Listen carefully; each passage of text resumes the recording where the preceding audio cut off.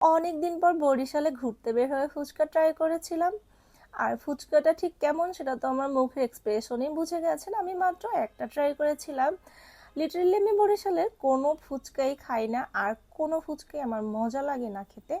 তবে মেয়ে মানে তো একটু ফুচকা খেতে ইচ্ছে হয়, আর ওজন্যই ট্রাই করেছিলাম। স্বাদ ভালো না হয় খেতে পারিনি। আর এই যে সকাল সকাল গরম খিচুড়ি করছি, আমার সিন্ধুমণি আসলে একটু পাতলা খিচুড়ি খেতে চেয়েছে, এজন্য সবজি দিয়ে একদম লাইট মশলায় একটা খিচুড়ি রান্না করেছি। আর সাথে ছিল ডিম ভাজি। যদিও সে ডিম ভাজিটা খায়নি, ওটা আমিই ট্রাই করেছিলাম, তবে খিচুড়িটা সে অনেক ভালো খেয়েছে। যদিও ব্রেকফাস্ট নিয়ে তার প্রচুর অনীহা। তো যাই হোক, আজকে রান্না করছি কই মাছের ঝোল। আর আজকে বাজার থেকে আনা কই মাছগুলো সাইজে অনেকটাই ছোট। আর এটা আমি আলু দিয়ে একটু মাখা মাখা টাইপ ঝোল করব। যদিও অনেক দিন ধরে এক টাইপের মাছ খেলে কিন্তু একটা একঘেয়েমি তৈরি হয়ে যায়, কিন্তু বাজারে আজকে আর তেমন কোনো মাছ পাইনি বলে কই মাছগুলোকে নিয়ে এসেছে। তবে এটা আজকে আমি আলু দিয়ে একটু মাখা মাখা টাইপ ঝোল করেছিলাম, এবং এটা খেতে অসম্ভব ভালো ছিল।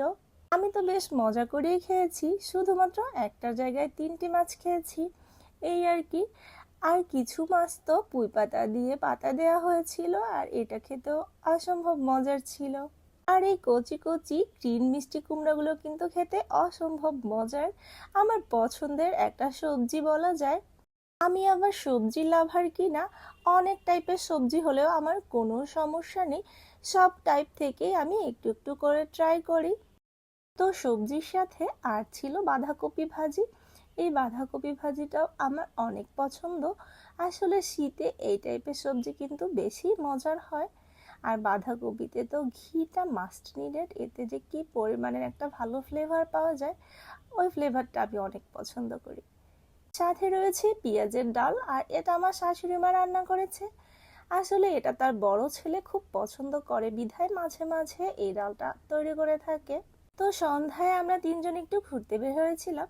যদিও সিন্ধুমণি আগেই বের হয়েছিল তার পিসিমণির সাথে, দেন আমাদের সাথে অ্যাড হয়েছে।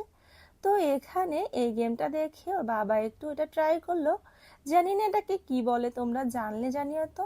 তো এটাতে তার স্কোর হয়েছিল 874। এই তো, সেটা তো অবশ্য তার মেয়ের আবদারই করেছিল, তার মেয়ের আবদার পূরণ করার জন্য।